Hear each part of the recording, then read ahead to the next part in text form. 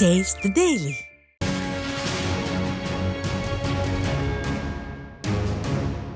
காஞ்சிபுரம் மாவட்டம் உத்திரமேரூர் அதிமுக கிழக்கு ஒன்றிய கழகம் சார்பில் உறுப்பினர் உரிமை அடையாள அட்டையை அதிமுக மாவட்ட செயலாளரும் முன்னாள் அமைச்சருமான வி சோமசுந்தரம் வழங்கினார்.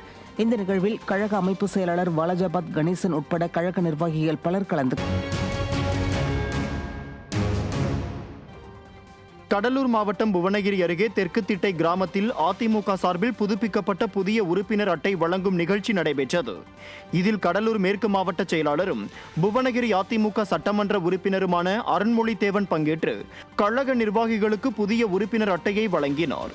பின்னர் கழக நிர்வாகிகள் இடையே பேசிய அவர், 2026 சட்டமன்ற தேர்தலில் நமது கழகத்தின் பொதுச் செயலாளர் எடப்பாடி கே பழனிசாமியை தமிழகத்தின் முதல்வராக அமர வைக்க அர்ப்பணிப்போடும் உற்சாகமாகவும் ஓய்வில்லாமல் களப்பணியாற்ற வேண்டும் என அறிவுறுத்தியுள்ளார். இந்த நிகழ்ச்சியில் அதிமுக கழக நிர்வாகிகள் பலர் கலந்து கொண்டனர்.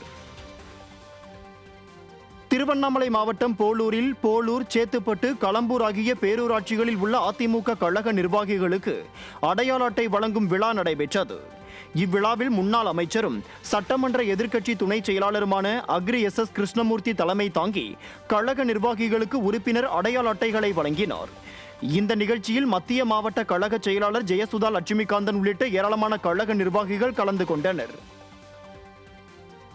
திருவண்ணாமலை மாவட்டம் பெரணமல்லூர் அடுத்த நம்பேடு, சோழவரம் ஆகிய கிராமங்களில் அதிமுக நிர்வாகிகளுக்கு புதிய உறுப்பினர் அடையாள அட்டை வழங்கும் நிகழ்ச்சி நடைபெற்றது. இதில் சிறப்பு அழைப்பாளராக திருவண்ணாமலை வடக்கு மாவட்ட கழக செயலாளர் தூசி கே மோகன் கலந்து கொண்டு புதிதாக சேர்க்கப்பட்ட அதிமுக கழக நிர்வாகிகளுக்கு புதிய உறுப்பினர் அடையாள அட்டைகளை வழங்கினார். இந்த நிகழ்ச்சியில் அதிமுக நிர்வாகிகள் பலர் கலந்து கொண்டனர்.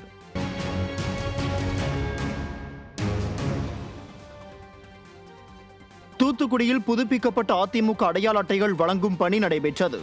2V புரத்தில் இயங்கும் கழக வர்த்தகணி அலுவலகத்தில் புதுப்பிக்கப்பட்ட டிஜிட்டல் அடையாள அட்டையை கழக வர்த்தகணி செயலாளரும் முன்னாள் அமைச்சருமான சீத்த செல்லப்பாண்டியன் கட்சியினருக்கு வழங்கினார்.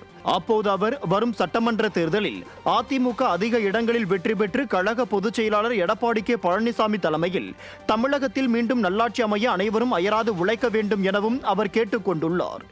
இந்த நிகழ்ச்சியில் கழக நிர்வாகிகள் பலர் கலந்து கொண்டனர்.